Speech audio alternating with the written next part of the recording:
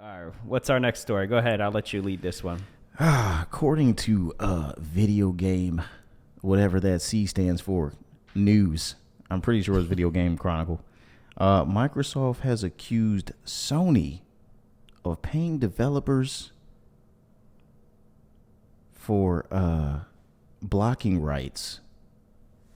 Oh, wait, no. Sorry. Excuse me. Microsoft has claimed that Sony pays developers for blocking rights in return for them agreeing not to put their content on its Xbox Game Pass subscription service. Ugh. Now, if this is true, this is very... Explain to me what blocking rights are. How does that work exactly? Blocking rights. I don't know. Is this a term you've heard before? I haven't heard this before. I haven't either. What it sounds like to me is that they're saying that Sony's basically saying, or paying developers to be like, hey, don't let Microsoft put you on Game Pass. You know what I'm saying? Throw your little cheese. Yeah, like, hey, how much does just curious? How much does Xbox pay you to be on Game Pass? They're like, I don't know, $1 million or something like that. Oh, $1 million? Okay. Well, listen, I'll give you $2 million. All right, and then you just stay right here. Okay, don't go over there. Like, okay, something like that. Yeah, something like that. All right, that sounds about right. That's crazy though. And I wonder how did they find out? A part of a document sent to Brazil be leaking all the documents. This is how we found out about Sony saying that Xbox owning Activision would sway people's console choice. It was from leaked documents from the government from Brazil. Yeah, well, let me do some enthusiastic reading on that bottom line there. So it says, considering that exclusivity strategies have been at the core of Sony's strategy to strengthen its presence in the game industry, and that Sony is a leader in the distribution of digital games, they do be having a lot of sales. Yes. Sony's concern with possible exclusivity of Activision's content is incoherent, to say the least. Microsoft claims in the documents published by Cade. So this is part of the same. They brought this up as part of the same case that we were talking about before. And just for context, Cade is apparently the Brazilian Administrative Council for Economic Defense. So serious stuff. It only reveals once again a fear about innovative business model that offers high quality content at low cost. Yeah. At the end of the day,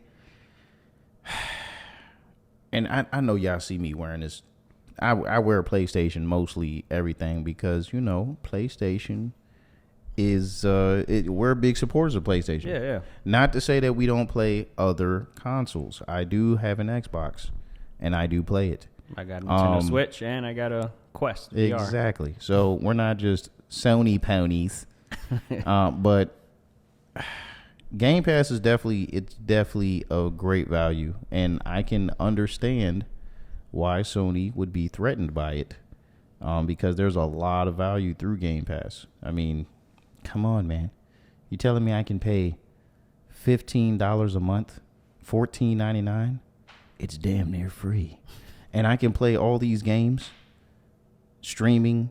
I can download to the hard drive, or I can play on the go on my cell phone, on my laptop, anything that, they have access to. Doesn't PlayStation have Remote Play, which is their answer to that?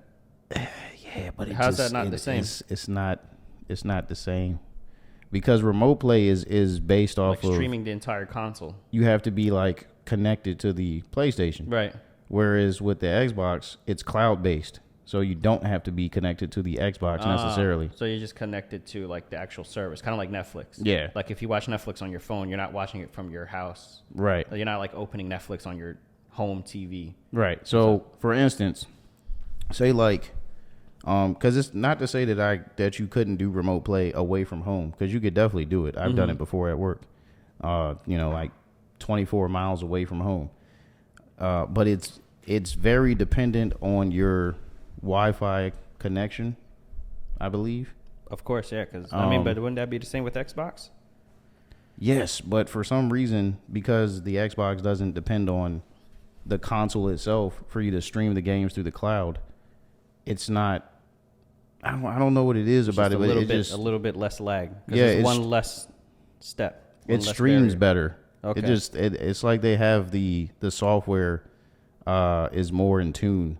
So when I go on there and I want to play something, now I noticed that they don't have every game in Game Pass on the cloud streaming end of things, because when you go to the cloud streaming part on right, so that would be one advantage for PlayStation, is that whatever you could do on your PlayStation you could do on Remote Play, because it's just a copy, a mirroring of the PlayStation. Right. But I think the advantage that the Xbox has with it being, in a native app through the cloud streaming, is that it's more reliable as far as the connection. So at least that's what I'm just speaking from my own experience. It may be different for other people, but I know for me, when I try to do Remote Play and I'm not at home where I have the strongest signal, it doesn't really work out too well, and I get constant disconnects, and Yeah, I remember trying it, and my experience wasn't that great with it, which is why I didn't continue to do it. But I had Remote Play on my laptop, I had it on my phone, and I was kind of playing around with it for a bit. Yeah, it wasn't intuitive enough that I felt like, oh yeah, I'm gonna do this whenever I'm not home. It's still, that's actually what made me go get a Switch. Is I need a remote solution. I need something I can do when I'm not at home, some way to play games. If Remote Play had worked, then I probably would have never bought a Switch. I would have just been using Remote Play. Yeah, I feel like Remote Play is it's like one of those features on your cell phone that you only whip out when you want to brag to your friends. Oh yeah, when they say, what does that do? Yeah. Roll it out. Oh, you got an iPhone? Well, I got an Android. Yeah, well, look what my Android can do. And then you show them the little gimmicky thing that it can do, and then they're like, oh man, it's so cool, and you never use that feature again. Until the next guy asks you. Yeah. That's Remote Play. Yeah. Well, the Xbox, I just saw a different article earlier when I was researching topics. The Xbox, what was it? The Xbox One and the PS4. The Xbox One sold less than half of what the PS4 sold. Yes. And Xbox never released their numbers. So this is actually through a leaked government document. And it's the reason why they didn't release the numbers. Obviously, they don't want to tell and advertise to people. When companies show their sales numbers, is because they're doing really good. So that's a huge lead that PlayStation has. And the thing is, I don't want them to have such a huge lead. I've never had an Xbox. I went from the Nintendo Wii to PS3 to PS4 to PS5. I went from Nintendo to PlayStation. I never had an Xbox. But I don't want them to go out of business, and I want them to be around, because I know a lot of the features that I have on PlayStation is because they're trying to compete with Xbox. So half the features that we have now that you're comparing to Xbox, it's obvious they're trying to match what they're providing. So if they weren't there providing that, then I don't benefit from him eventually coming to PlayStation, Yeah, competition just benefits us in the long run, because it forces the competitors to be more innovative to keep up with the other competitor. It's kind of like going back to the cell phone thing. Right, Android and iOS. When Apple does something, Android follows suit. And sometimes when Android does something, even though, sorry, Android has more features, but when Android does something, sometimes Apple follows suit in certain things. Right. But, and actually when I watch the same thing, I've always had an iPhone. Since high school, when I bought my first iPhone, which was the iPhone 5, I just keep upgrading to the next one. I'm not like, what phone am I going to get next? Right. I'm just like, what iPhone is out now? What's the latest iPhone? Then that's the one I get. It's an easy choice. But I still watch the Google I.O. to see what their software updates are going to be. I still watch all the reviews on the latest Samsung, because I'm watching that saying, I know that's coming to iPhone next. That's going to, if the feature is big enough and people are using it, it's coming to iPhone, Yeah. So, and I know we wouldn't have half the stuff we have on iPhone if it wasn't for Android, and vice versa.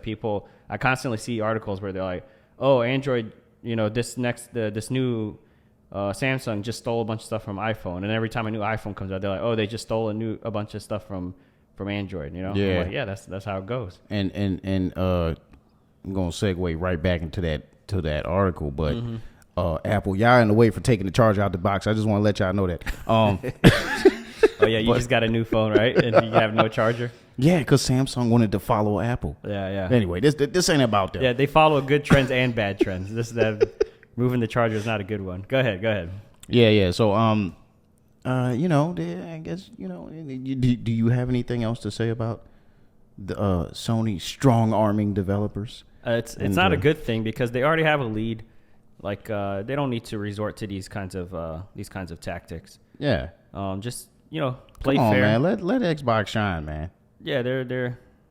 I mean, I get it. It's business. You got to do what you got to do but just. But they being gangster with it. Yeah, just Out there doing play nice. Mafia under the table deals and. Yeah. Is there anything you want to add to this, or are we ready to move on? Not really. I just want to say that I got love for both companies, and hopefully, I know Xbox might be a little butthurt about it, but whatever, man. Y'all still got Game Pass. Game Pass is still flourishing, and just keep doing what y'all doing. That's all I gotta say. I'm rooting for PlayStation, but I'm also rooting for Xbox. Yeah, man. Competition. We need it. We need it.